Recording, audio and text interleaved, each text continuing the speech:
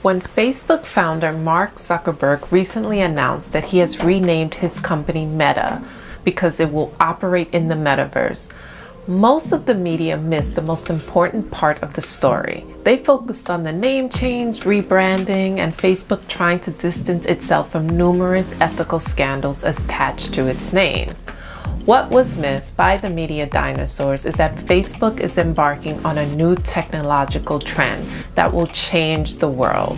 Metaverse or Metaworld or Xverse or whatever it will finally be called is the world of virtual reality, augmented reality that will replace or at least compete with the internet as we know it. I know it's unfathomable to think of how anything could replace the internet, social media, and the world we have come to know, but let's discuss what Metaverse means in this video. If you're curious, this is the Legal Code, and we discuss legal topics circulating, whether that's celebrity shenanigans getting into a legal pickle, or it's about legal topics affecting our daily lives. This is the channel for you. If you like that sort of thing, don't forget to like and subscribe, and don't forget to share with anyone who you think it would be helpful.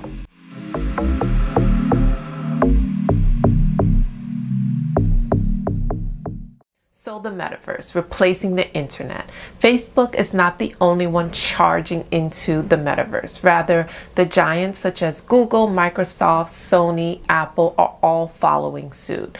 They are all working full speed ahead to create a multi-dimensional digital universe.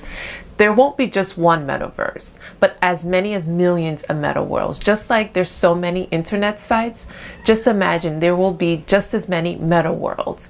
But in the metaverse, it's akin to a 3D world wide web where business information and communication tools are immersive and interoperable. The metaverse will be especially important for a piece of virtual art bought as a non-fungible token, which we can sell or transfer to someone else, and then be displayable in that digital house or game or company or so on and so forth.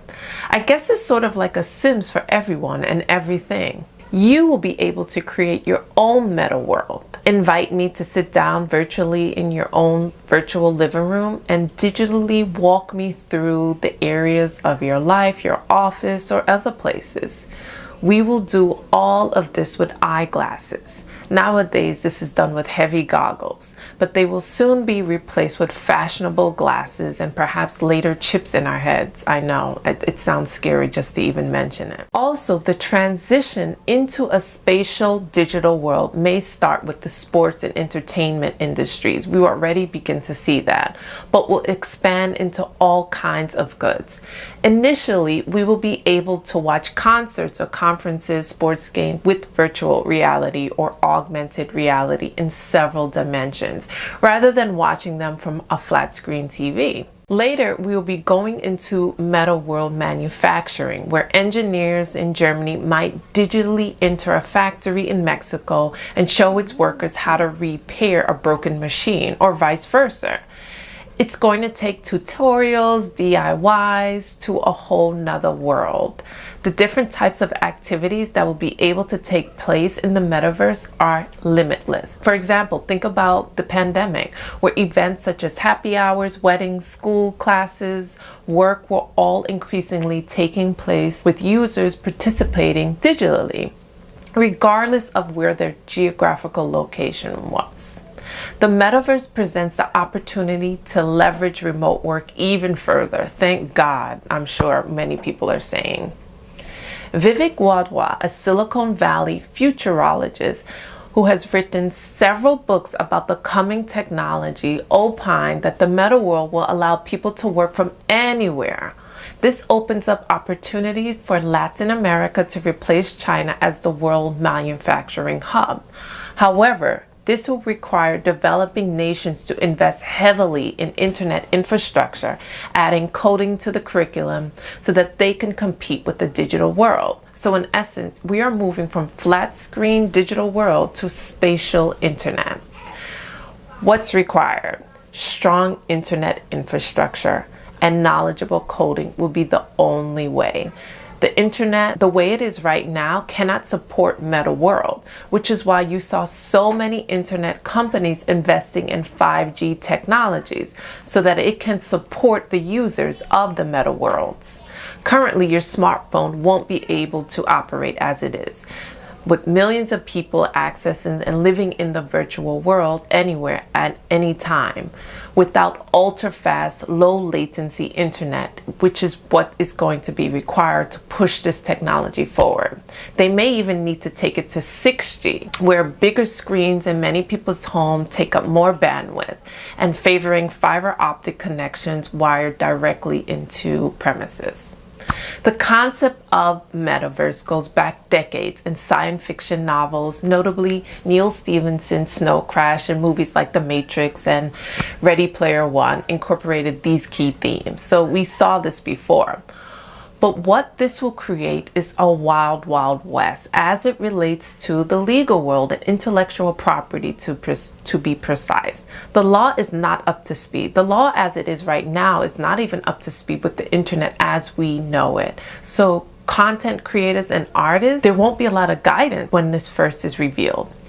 Imagine if one or more players have created a virtual game and collaborated. How can we protect and create some sort of enforceable rights for these content creators in this universe? Do the laws in the reality apply in this 3D dimension? This is particularly important for the consumer-facing business.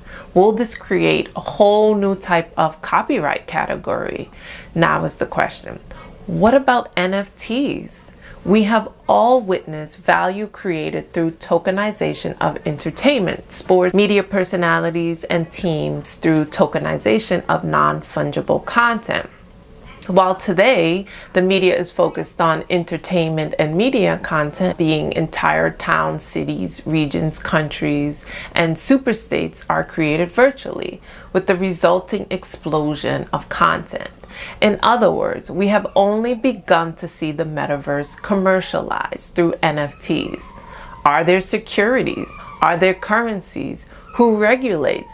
Who can purchase? And who can trade? So these are the questions that legal practitioners will have to figure out. Also, data protection and privacy. As humans spend more and more time working on the internet, the metaverse, who owns the resulting data? Who is protecting your identity? What happens if your information or your identity is misappropriated? Who is responsible? Who can you report it to if there is something that goes wrong? With the internet, we still don't have the resources and answers in place to deal with cybersecurity, stalking, hacking, and that's just the tip of the iceberg of crimes committed over the internet. So as you can see, the metaverse, as it creates so much opportunity and so much, it shows the advancement of technology and humankind moving forward. There's so many questions. How can we protect people as this new world is opened up? Facebook, like many of these tech giants, are leading the way, and we will see how this plays out. So that is it for this video. Hopefully you liked it. Don't forget to like and subscribe and share. And if you have any questions or comments about the metaverse, or if you're curious about this topic, you can leave that in the comment section. Thank you again, and I'll see you soon. Bye-bye.